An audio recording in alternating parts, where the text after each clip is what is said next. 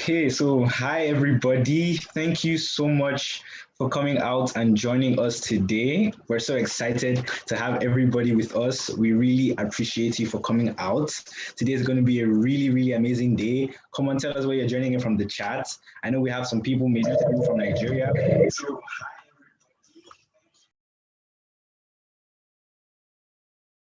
okay, sorry about that. So I know we have some people from different countries around the world. Can you tell us where you're joining in from the chat? And once everything's good, we'll start. And we're actually ready to start right now. So let's go.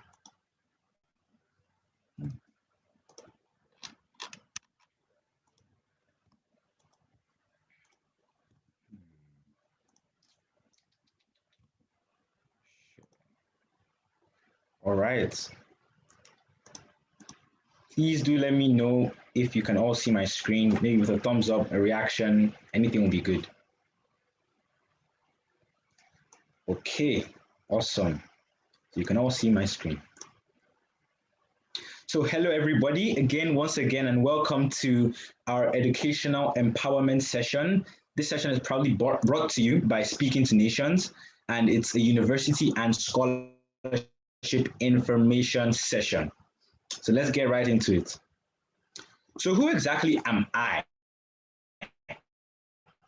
Who is Olaoluwa? You've been seeing who graduates. No, I have not gone to university yet, but I am enrolled in university, and I was also the head boy at Green Spring School, Lekki, which is also in Nigeria. Then last year, I was at Maple Canadian College, where I was the student council president. Then I was also a full scholarship award recipient at Maple Canadian College. And lastly, I was a class valedictorian at Maple Canadian College. In addition, during my time at Maple Canadian College, I went through the entire university application process, and I believe I'm well versed in that area. And the reason I'm sharing today is just because I got to find out a lot of information, and I really want to share that with everybody here today. So what exactly is Speaking to Nations, and why have we decided to host this kind of event? So Speaking to Nations essentially is just a medium, a platform that tries to engage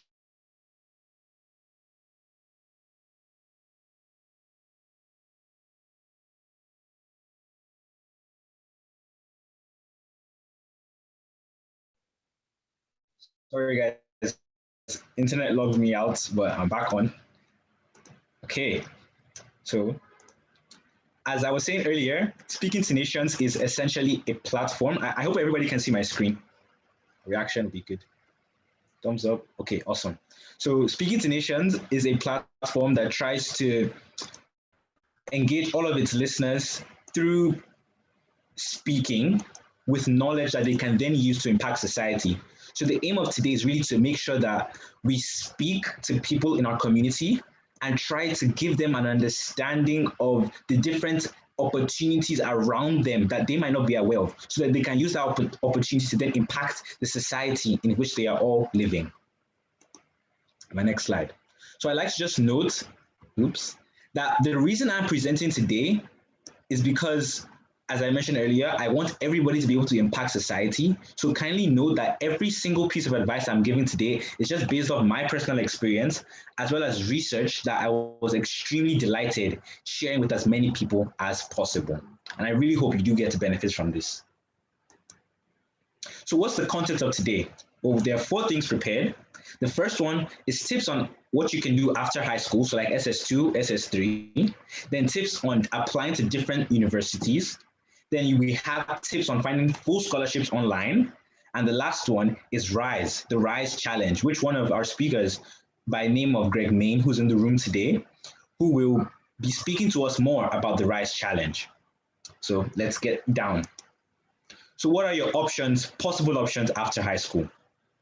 So today, I have presented 4 possible options, and along with these 4 options, I have invited 4 different friends to come and speak on each option. So the first option is the A level.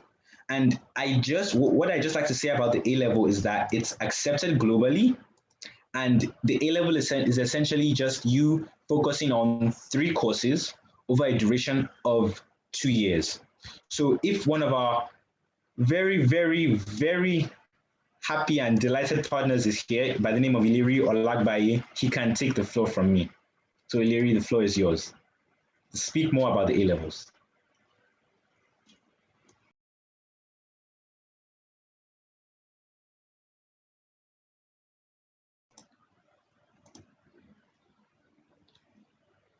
Okay, Iliri is here. Okay, yeah. Hello, Iliri. I can see his name here.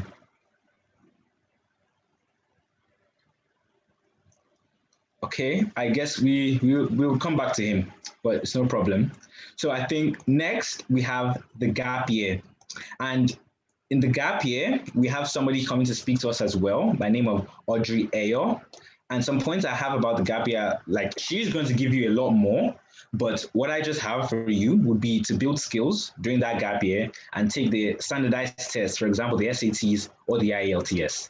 So Audrey, the floor is yours. Good day, everyone. Can you hear me? Great. Good day, everyone. My name is Audrey Ayo. I am a high school graduate who is soon completing her gap year. And on that basis, I'm going to be telling you all about the benefits of a gap year. So first of all, I would like to rephrase that and call it the benefits of taking a well-planned gap year. And this is based off, just like Olaolu said, based off my gap year experience. So first of all, to make sure we're all on the same page, what exactly is a gap year? A gap year is a full year of experiential learning, typically taken by students between high school and college enrollment, so that you can decide and pinpoint what exactly you want to pursue concerning your education and career. And now you may be wondering, what can I do with my gap year? So first of all, I would like to bring in volunteering. Volunteering is an awesome way to engage yourself during your gap year because it not only looks good on your CV or resume, but it also develops you mentally and emotionally. I volunteered as a quality assurance volunteer for Learning Ally, which is an audiobook library which provides books to children with disabilities. Second, you can learn a new skill. During my gap year, I started learning French, and it also allowed me broaden my horizons about the French culture. You don't have to learn French. You can learn coding skills, business management skills, etc. And next, we have internships or paid work. Now, I put this side by side because an internship can also be paid, but most of the time it's not. An internship is a short-term work experience which is offered by companies and other organizations to students, and it's as much of a learning experience as it is work. And a paid work opportunity is an can be tied to your academic competency or competency with a skill in an area of interest. Now, I believe that paid work opportunities or internships are great because they also help you pinpoint what career or academics you may want to pursue in your future. And finally, the benefits of a gap year. So first of all, just like I said earlier, it allows you broaden your horizons. This is incredible because when I started my gap year, I had no interest whatsoever in language learning. But as my gap year is coming to an end, I'm so much more passionate about linguistics and French culture because I started learning French. And I can humbly call myself an intermediate French learner now. You also get to learn important skills. As I said earlier, this can range from coding to social media management to learning a new language. It's diverse. And you also get to enter college refreshed and refocused. When I took a year off of academic work, I was able to set my mind on what I want to accomplish with my academic future. And I'm now going into university next year, refreshed and refocused. And finally, you also, based on good planning and a productive plan you set out for yourself, the activities you engage in during your gap year can look great on your curriculum vitae, which is your CV or your resume. And to end my presentation, I would like to leave you with a word of advice. You should enter your gap year with a strong sense of what you want to explore and learn. An unfocused or aimless gap year is unlikely to provide you with any positive takeaways. If you do want to take a gap year, I advise that you try your best to plan out the activities you want to engage in. You will not regret it. Thank you. Wow, thank you so much for that amazing performance, Audrey. I'm sure we've really all benefited from the benefits of a gap year, the different things you can do. You leave high school, you go into like an incubation phase. You make sure you revitalize every single thing about Yes, you and get ready for university. That was exactly. awesome. Thank you, Audrey. So now I Thank you. believe we have Iliri back here. So Iliri is speaking about the A level program, what you can do, what the A level is, benefits of the A level, as well as things like extracurricular activities. So Iliri, the floor is yours.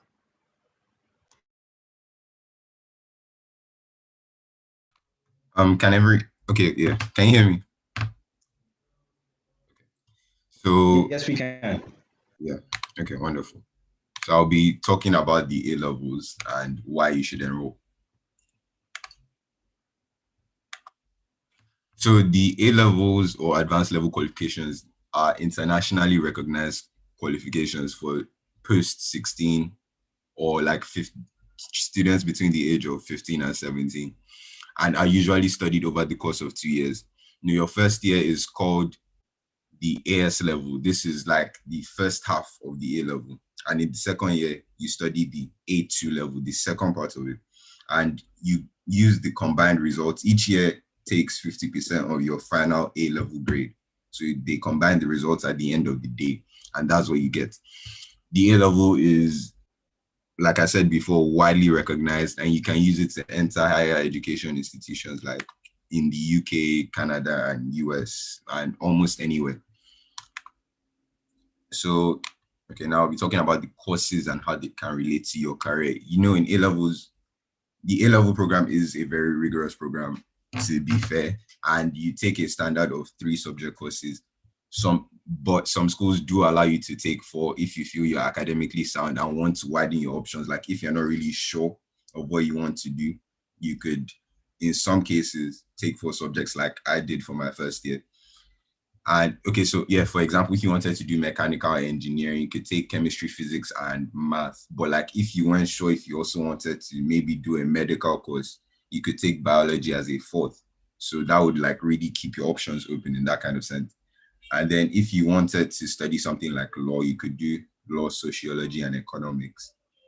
But you would always be able to easily, if you know what you want to do for university, then it is very easy to know the best subjects for you to take at your A-level school. And then if you are really intent on going to Canada, I just wanted to state the fact that it is possible for you to just do the first year of A-levels, that's the AS level, but you would just have to do 4 subjects, and you would just do that single year, and most Canadian universities would still be able to accept you. Okay. And finally, extracurriculars. So most A-level programs would always still make time for you to do extracurriculars into the like regular curriculum. The way our secondary schools are used to it, the way you would do robotics club, speech and debate, that sort of thing. It should still mostly be available in almost any A-level school you go to. Definitely is available in the ones in Nigeria that I know of, like Oxbridge, Bridge House, and Global. So yeah, most schools would also probably have a sort of student representative council. So if you're interested in leadership positions or maybe a social responsibility kind of thing where you would like where you organize charity events and yeah, give back to your community for things you can put on your university application. And I also wanted to make sure that I really emphasize on the fact that this is a post-secondary program. So this program is for people between the ages of like 15 and 18. You are no longer going to be so catered for like you were in secondary school. We are expecting a level of maturity. Yes. So you can also apply that level of maturity to your extracurriculars to like sort of take charge of it. You no longer have to wait for someone to hold your hands on. Neither do you need to limit yourself to the opportunities your school provides alone. So if you want to publish a book, please find time to write it, find time to find publishers, editors, and all that. If you want to play soccer after A levels or something, find those opportunities, find those trainings and everything you need to do. Do not limit yourself to the opportunities your school provides alone. I just really wanted to really emphasize that fact for extracurriculars on A level, because the A level is a very rigorous program. So your school might not have so many opportunities like that. But I mean, most schools would. But just in case, you also need to make sure you put yourself out there. Because like I said, you are at this certain level of maturity. Yeah. So yeah, earlier I also put like the most popular subject combinations. I don't know if you really noticed that. I just wanted to also add that there, just like to give you an idea of different things as well. So yeah, that is the end. Thank you very much for this. Thank you very much for listening, and I hope I was able to like clarify some points for you guys. Thank you. Thank you so much, Larry. I really hope you guys were able to take notes. I really hope you were able to benefit from that, because I really benefited from that, even though I'm done with my grade 12. Up next, we have someone to talk about the IBDP, and you'll get to know what that means in just a second. So can we have Eniola Oyekomi come to the floor for her presentation? Please make her feel welcome. All right. Hi, everyone. Let me just share my screen quickly. Okay. Olalu, can you see my screen? Yes, we can. Okay. Hi, everyone. Hello. My name is Eniola Oyekomi, and I'm very excited to be here. And I'll be speaking about the IBDP, which stands for the International Baccalaureate Program. So this is what I'll be talking about today. You can just read through it. I'm talking about what the IBDP is, academics and extracurriculars. So what is the IBDP program? If you search it up, here's what you find online. It's a 2-year program that is another option other than maybe A levels or foundations. Some people even go ahead to call it the tougher option for tougher students. And rightly so, because although it says students age 16 to 19 years old, it should say hardworking, determined students, because the IB is really rigorous. But that shouldn't scare you, because university admission officers also know this. So you have higher chances of being admitted into top universities. So, all right, so academic courses you can take in IB varies. If you're into arts, if you're into film, sports, psychology, economics, or STEM, IB has it all. So you have 6 compulsory subjects, and they must range in sectors, because IB program creates all-rounded students. We have higher level and standard level subjects, and you get college credits from your higher level subjects. As they go so in depth, they can be considered university courses. So I'm headed for STEM in university. So I do higher level physics, chemistry, and math AA, which is very interesting. So the remaining 2 subjects you must take, apart from the 6, are TOK and CAS. TOK means theory of knowledge, and it teaches you to be a thinker and question the world that you live in. Now, CAS stands for creativity, activity, and service, and it relates to the 17 Sustainable Development Goals. This counts as an extracurricular because you have many opportunities to dive into interest clubs. For example, for creativity, I played the violin. You can dive into sports club, I'm into athletics, and service lets you be impactful to your community. I developed the Youthmanship Foundation with a friend, and you can search it up if you'd like. We haven't gone public yet, but a whole lot has gone on behind the scenes, and we help the less privileged get opportunities for internships and generally admission into higher education. So yeah, really cool stuff. So that, my friends, is the IBDP program. I'm in Green Spring School in Nigeria, but as you saw in that other slide, there are many more IB certified schools worldwide that you can check out. It's fun, it's intense, and it's a great choice for you.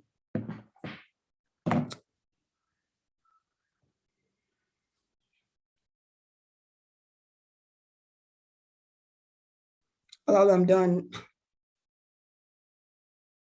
Thank you. So the internet just logged me out, but that is not going to stop us in any way. Hello, can everybody hear me? Okay, Yeah. okay. Thank you so much, Eniola, once again. Up next, and this is last but definitely not the least, we're going to have our very own Ogenemaru Erivona speaking to us about the Ontario Secondary School Diploma Program. So could we have Maru take the floor and present? Please make him feel welcome.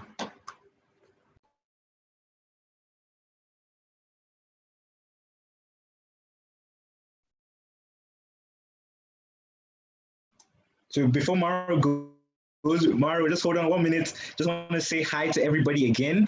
This is the Speaking to Nations Educational Empowerment session. We're trying to let people in our community know as much as possible as information about scholarships, university admissions, and just general knowledge that can help them impact and unite society. My name is Olaolu Aulubenle. I'm your host for today. And right now, we're speaking about tips on options after high school. So we are speaking about the OSSD now. So could we have Maru take the floor?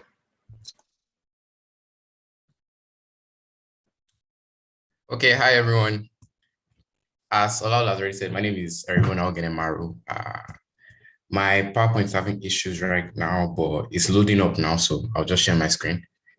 Tell me when you can see my screen. My internet isn't the best, but tell me when you can see my screen. Okay, so I'm going to be talking about the Ontario Secondary School Diploma, or OSSD as we tend to call it. So the OSSD is a postgraduate secondary school diploma. It's a postgraduate diploma for people who have just finished their secondary school or their high school. And it's meant to bridge the gap between other curriculums and the curriculums of the top institutions and universities around the world. So it allows you to leave whether you leave early in your year 11 or your year 12, depending on when your school finishes. The Ontario Secondary School Diploma allows you to get a world-class Canadian education that is recognized around the world, consistently ranked in the top 5 educational systems. And you can get it from any country. It's offered so companies like Rosedale Academic offer it in places like Nigeria, Madagascar, and China. So you can get Canadian education from your home nation. And then one thing that really stands out about the OSSD program is the 70-30 way that they operate. So basically, this means that 70% of your grade is gotten from your continuous assessment. So your assignments, your tests, and other forms of evaluation. So this allows your education to be more well-rounded. So you're not just not paying attention and then waiting to the final exam to finally study. This one, you have to be involved. You have to pay attention in each class, do each assignment, and it makes it really rigorous, as everyone has said. So all the programs are rigorous, but this one means you have to be involved. The OSSD is offered as a 10-month certification that's designed for, as I said, people who have completed their high school studies in their respective countries and they wish to study in America, the United Kingdom, Canada, and any top university. So how many courses do you need to get the OSSD? To get the OSSD, you need to complete between 6 and 7 courses. So some courses like ENG4U, which is English, is compulsory. So you have to complete English. You have to pass English before you can get your OSSD. But everything else is more tailored to what you want to study in university. So for example, if you want to be an engineer, you would have to do physics, which is SPH4U.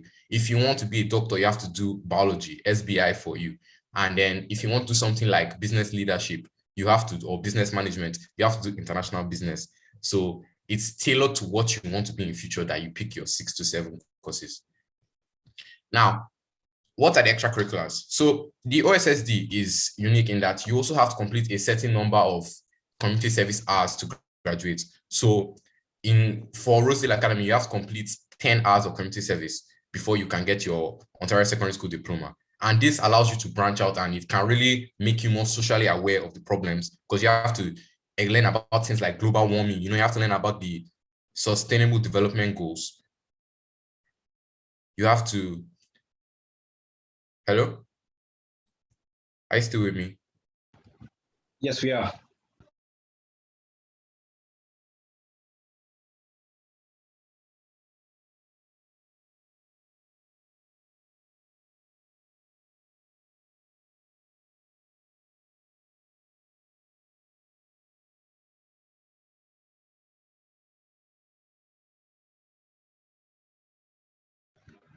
Okay, so I think Mario just got logged out, but that won't stop the fun because fortunately enough, I also did the OSSD. So I believe I can continue from where Mario stopped. He was speaking about the extracurricular activities and about how you have to complete a certain amount of community service hours. And this is true. I had to complete at least a minimum of 10 hours community service. And this is one of like the more exciting things because someone like me, I decided to start a petition and I started raising awareness for a particular cause in my neighborhood. And that was one of the things that counted as community service because I was serving my community, like literally. So apart from this, there are also opportunities like Ileri even mentioned about student government. In the school I went to that gave me the OSSD, there was a student government and I mentioned I was a student council president. I also got to, we also, you would also get the opportunity to engage in things like clubs, sporting activities especially, as well as just anything that you feel that you want to start, dancing, music, anything at all, even yearbook club. And Eniola mentioned, I believe that she was in the yearbook committee. So just things like that, you have the ability to start and to engage and put those things in motion. So really, your success is based on how well and how much you want it. So without further ado, I believe you've enjoyed that session on those 4 different possible options. I'd like to continue with the presentation from before. So I hope everyone can see my screen. Okay. So the next section we have, can everybody see my screen? Can I get a reaction? I'm back now. Okay, awesome, awesome. Thank you. But yeah, Maru, I you're think back. Okay. I think you guys got the gist. Yeah, yeah. Thanks for that. So the second thing we have today are tips on applying to university. And I have 6 tips itemized out for you. So let's go into them. So the first tip I would say is for you to start doing.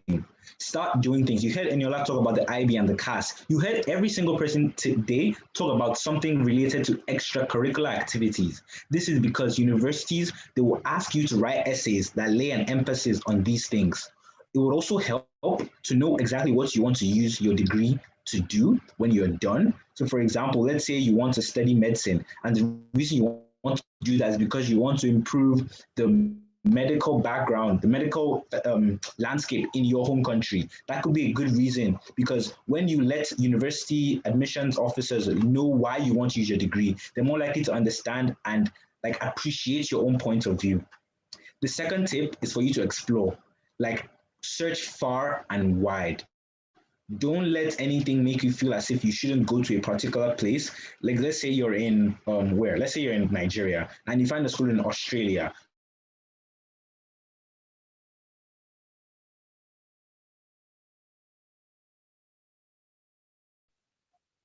Sorry again, the network really is erratic today, but that still won't stop us. That still will not stop us. So, as I was saying, don't let the distance make you a bit scared. Just search far and wide for your program as well as schools that offer it. And also make sure you start doing this early. The third tip will be for you to be organized because once you have a lot of information, it might become a little bit stressful to organize everything, but then you need to make sure that you have an idea of what programs you have found, and then like how much the application fee is, their application deadlines as well. So it will be important for you to like create a table, then maybe rank each school based on your own personal metrics. For example, your program of choice, the scholarships the school offers, and then application deadlines. The fourth tip I have is for you to budget. Now, many schools require an application fee, but not all schools. And then standardized tests, for example, the SATs, the ACTs, sometimes they require you to pay a fee before they can be sent to your institution that you are applying to.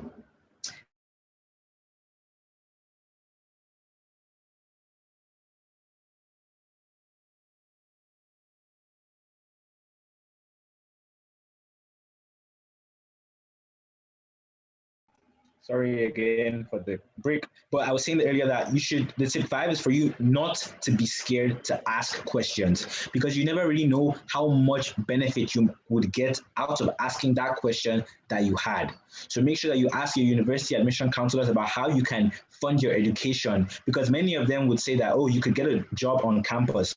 And if you did not ask, you would not have known that. Tip 6, and as a final tip, is for you to be prepared.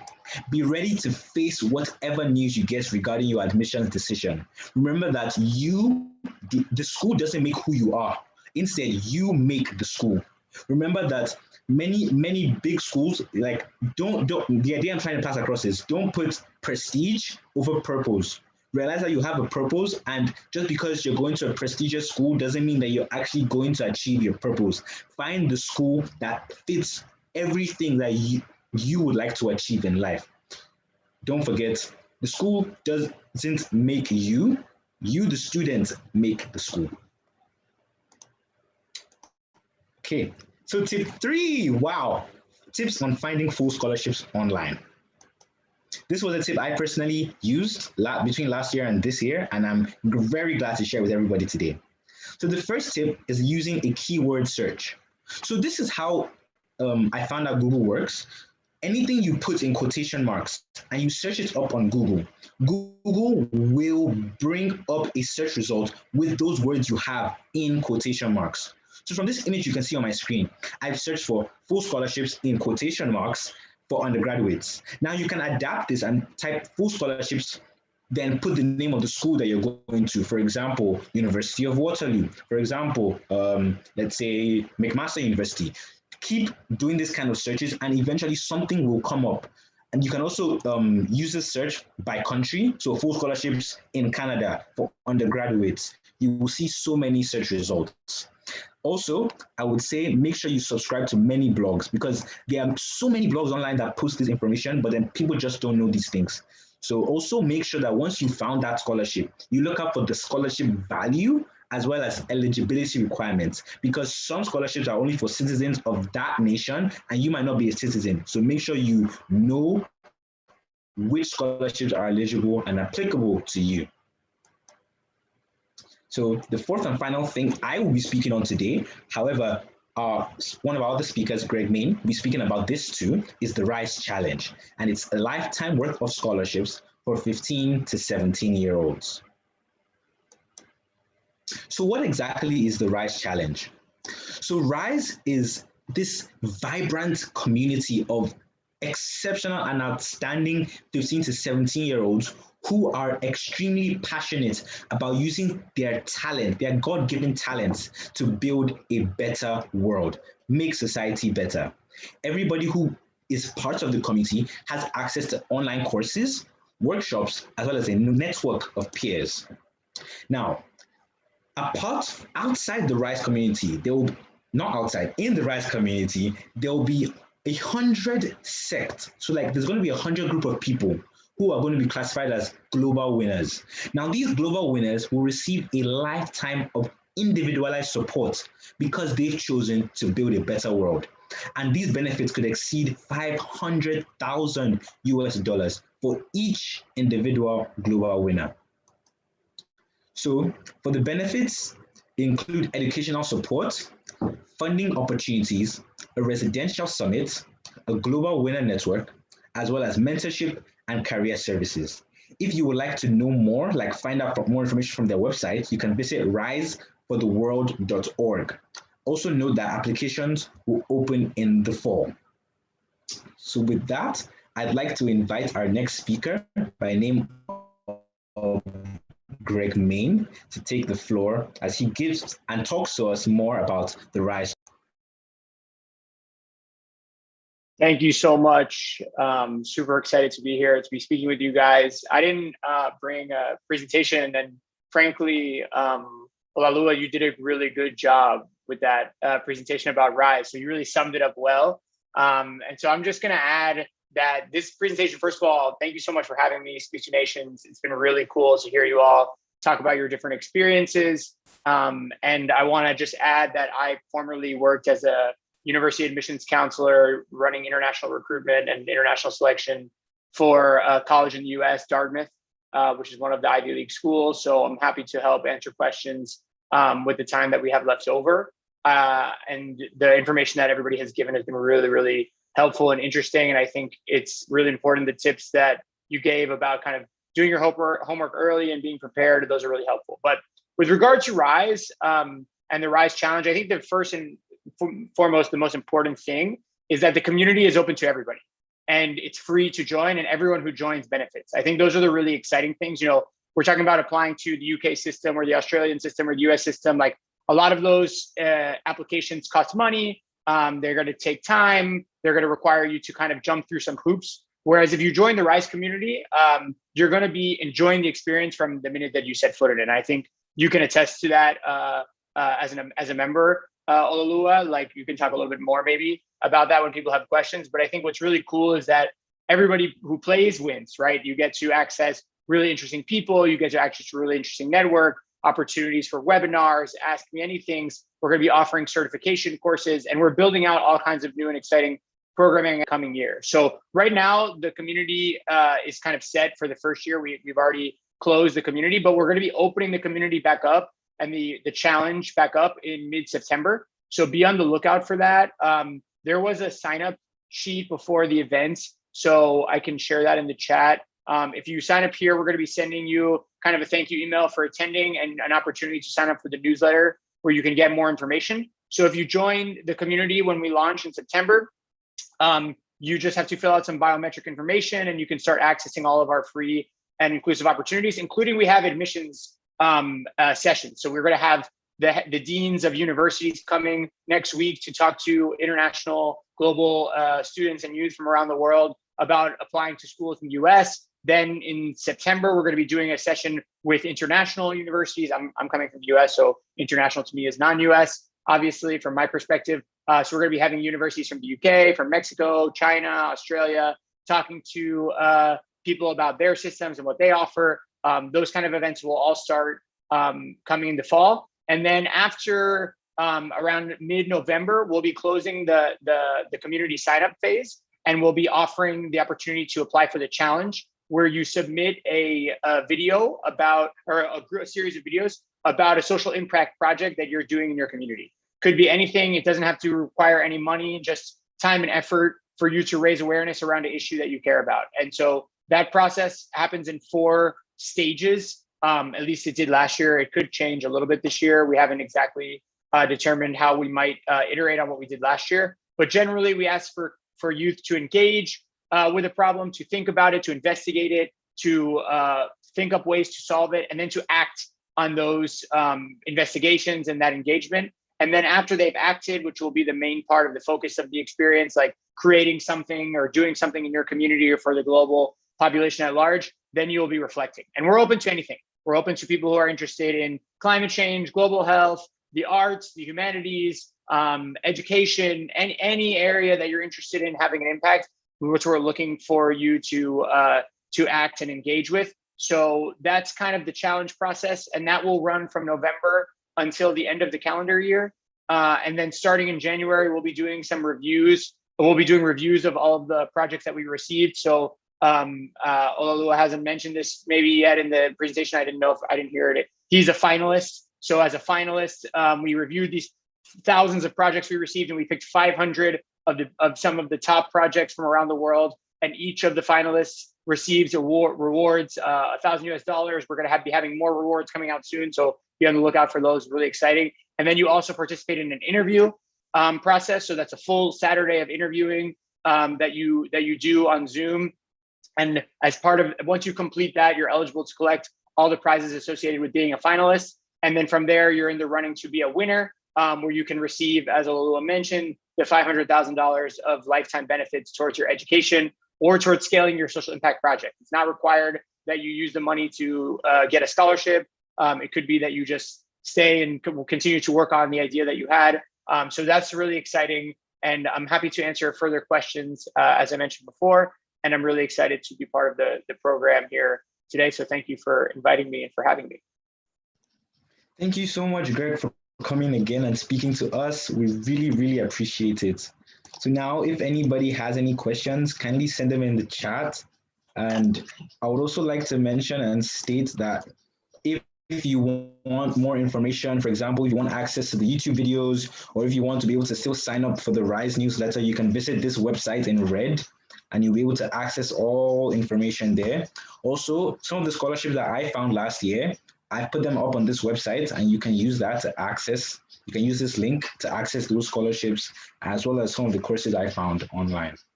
So yeah, if you have any questions, we'll be monitoring the chat and also speaking out.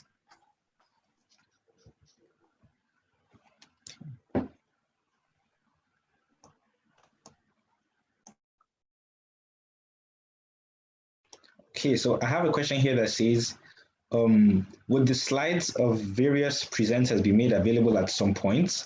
Can the participants online be asked to drop their emails? So the slides, we will try to make them available on the website, so you can also find those there.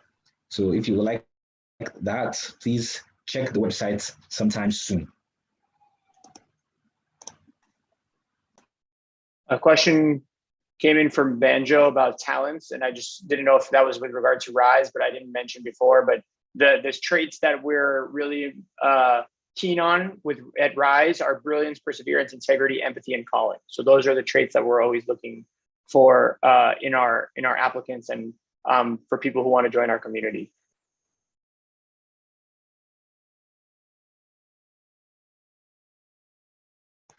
So I have a question here that says, what times can people apply for scholarships to schools? And there are some, yes, there are scholarships that you apply for before entering the university as a student, but then even in the university, I believe that there's still some scholarships you can apply for. I don't know, Greg, could you correct me if I'm wrong?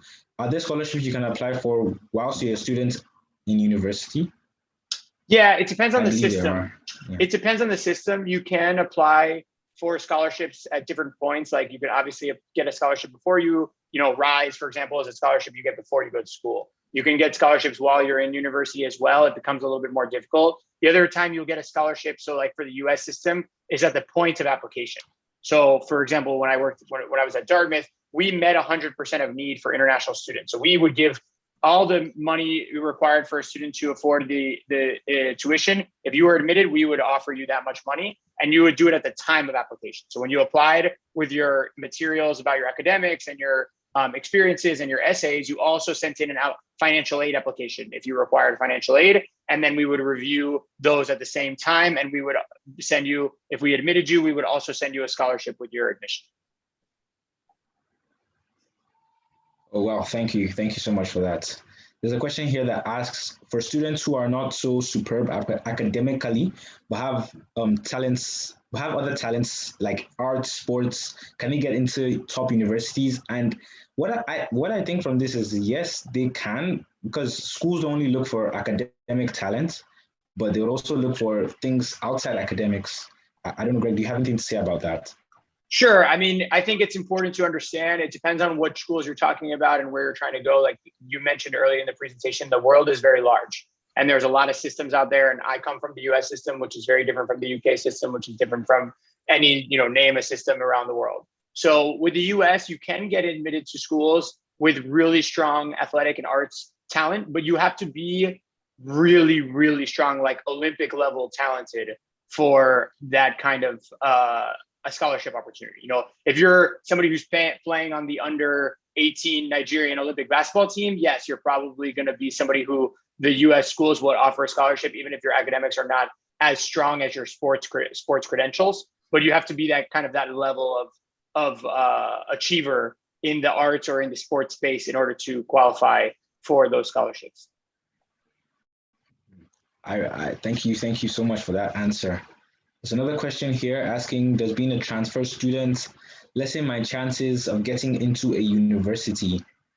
So from what I know, at least, there are like application, the same way you would apply as a first year student, you can also apply as a transfer student. So I believe those are two different sectors of applications. But Greg can speak to that. It depends on the school. So again, like every answer for me today is going to be like, it depends on the system. It depends on the school. So for the States, like some schools accept transfer applicants. at the same admission as they accept first-year applicants. Other schools, it's way more difficult as a transfer applicant. Some schools won't accept international transfer applicants. So you're going to want to go on specific admissions websites for individual schools and see what their policies are and whether they offer financial aid for transfer. Some schools will say you can apply as a transfer, but you can't have a scholarship, for example. So you have to really do your homework on that one. Amazing information we're getting today. Wow. A question says, can we do internships that don't have to do with the courses we are trying to apply for?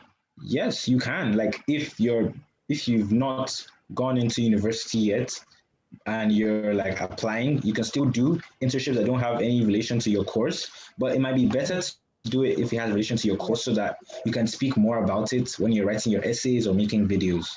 Like, that's what I would say. There's a couple here for universities that I'm happy to jump in on if you want. Yeah, sure. Written exams compulsory for scholarships. I think the answer to that is not always compulsory. It depends on the scholarship.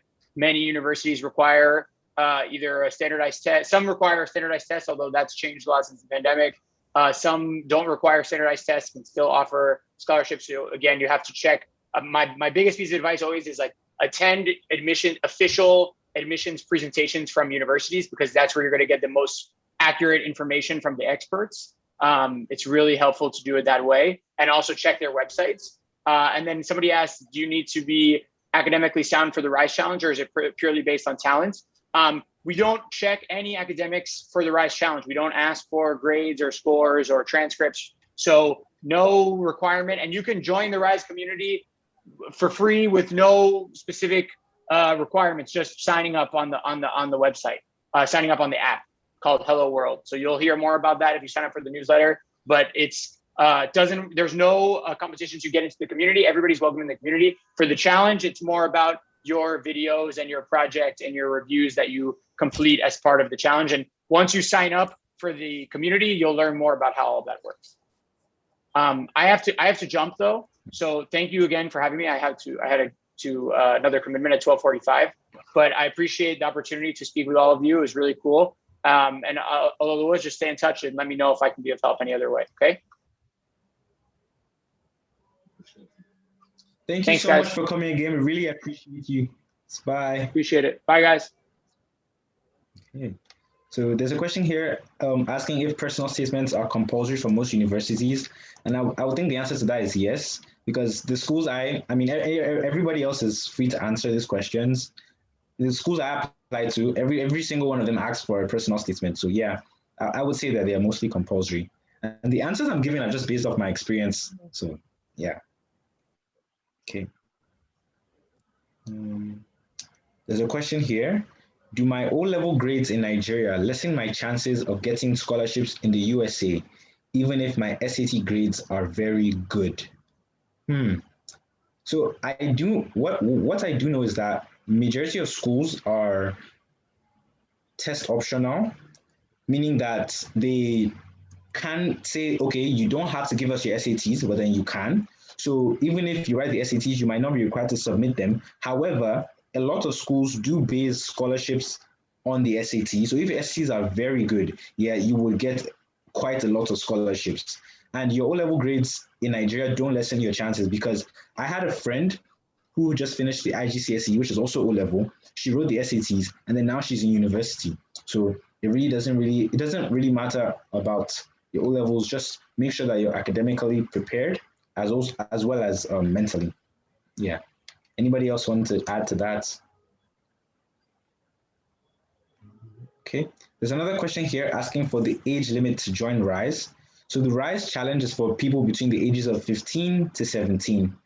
So we have people, RISE finalists here, who turned 18 during the challenge. So you join when you're either 15 or between the ages of 15 and 17. So you can't be 18 when you're joining, you must be 17 when you're joining, 16 when you're joining, or 15 when you're joining. Okay, another question about the SAT. If your school doesn't take the SATs, how can you take the exam? So what you can do is you can actually register for the SATs online. There are many different centers, SAT centers that you can register to be in to take the exam if your school is not like a registered and approved SAT center. So yeah, you can do that. So is it possible, another question asks whether it's possible to do the OSSD after your A levels. So I actually don't know if that's possible. So you would do 2 years of A levels, then the OSSD. I'm not sure, but what I think is that the OSSD is like, it's like an opposite, not really opposite, but it's a substitute. Yeah, that's a better word. A substitute for the A levels. If you choose to do the A levels, then you might not really need to do the OSSD, because the main point is that you're trying to get a certificate that can get you into university. So the A levels or the OSSD, either one you do would get you into university. So I hope that answers your question. Yeah. So another question, which kind of volunteer service can you recommend for Nigerians? I don't know. Audrey, would you like to speak about that? Yeah. Okay. Yes, I would. Well, I would say that when it was my gap year, that was when lockdown had gone into action and there were so many restrictions. So the volunteering opportunities I did were only online. And honestly, I would say, regardless of where you're from, I think you should volunteer in a cause or to support a cause that you're interested in. I was a quality assurance volunteer for Learning Ally, which is an audiobook library that produces books for children with disabilities. And that's because I'm incredibly interested in education. You could also volunteer to help someone learn a language during your gap year. And really, regardless of where you're from, you could volunteer online or in person. Yeah, that's really an amazing thing to do. This lockdown, the whole pandemic thing, really like diversified a lot of things. I personally volunteered in my community during that pandemic period. I was helping like with technology. I was a technology assistant, yeah, because I mean people needed to operate Zoom, and I knew how to operate Zoom, things like that. I was really helping out during that period. There's another question: what high school curriculum is best for international scholarships? I think that would depend. I wouldn't really say that there's like a specific curriculum that's best. It just really depends on how well you do in the curriculum you've chosen, how well you'll be able to combine extracurriculars with your academics. All those things play a role in getting a lot of international scholarships.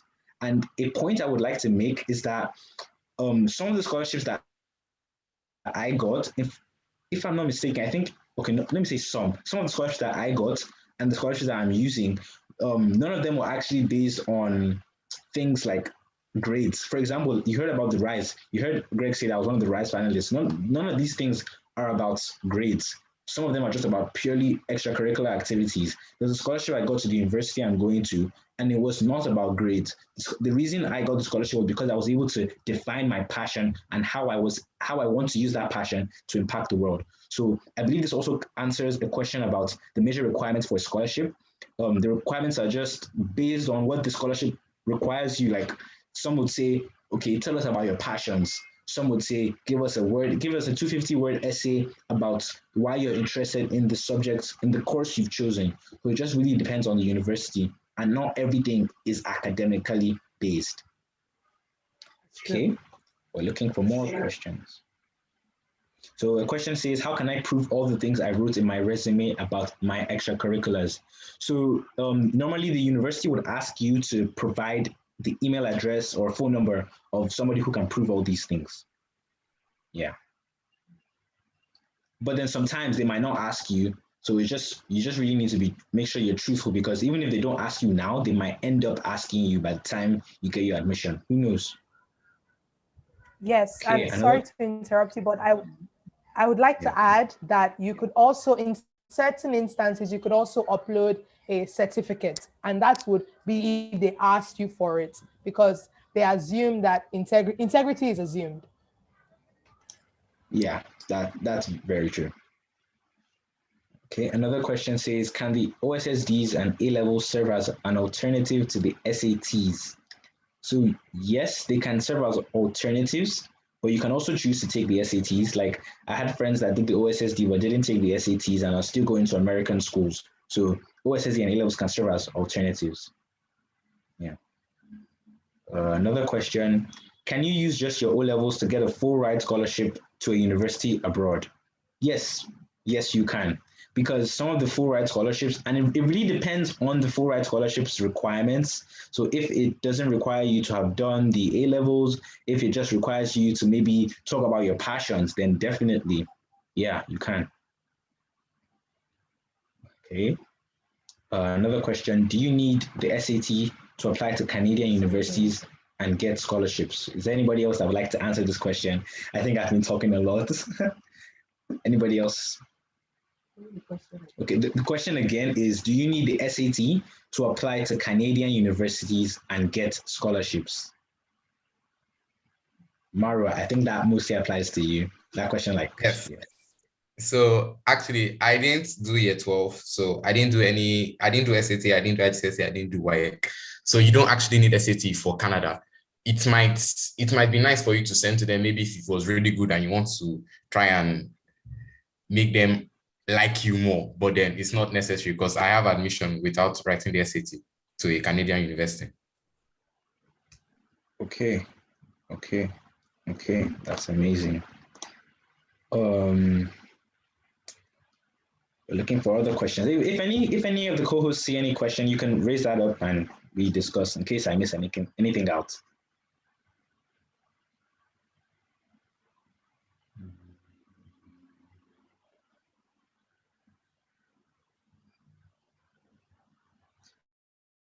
Okay, there's a question here about the rankings of university. And if you actually go to the website link, you would find like an Excel sheet. And in that Excel sheet, I actually like ranked the schools based on my preferred choice. So I will try to pull that document up and share with you in a moment. Yeah. So we only have about 4 more minutes left, and we definitely we will try, but we might not be able to answer all the questions that you have today, but we will try our possible best. We have people answering questions, but if you still have any questions, you can send it to our email address and we will try to get back to you. Okay. Okay. I don't know if we still have Eniola here, but we have a question that's asking us about what do you think the best extracurriculars are for someone trying to go into medicine? So anybody's free, anybody who has answers to this question. Here, I'm here. Okay. With medicine, it's important you do a lot of research. Like I know that's still linked to academics kind of, but you want to do things that have to do with what you want to do in school. I mean, it doesn't have to be because, extracurriculars, but it's just good that you make it align with school. So let's say maybe volunteering at hospitals, doing research for a university, then maybe apart from volunteering at hospitals, you can also volunteer for all these charity organizations like what is this? It's life something, I can't remember the name, but those type of things are like medicine related. Maybe you apply to be in our school we're doing one thing called the CPR training. I don't remember the exact name of it, but those type of things are medically inclined. Okay, thank you, Eniola. There's a question about the SAT. Yeah, SAT is required for scholarships, and the person who did not do the SATs, Maro, they're asking you a question.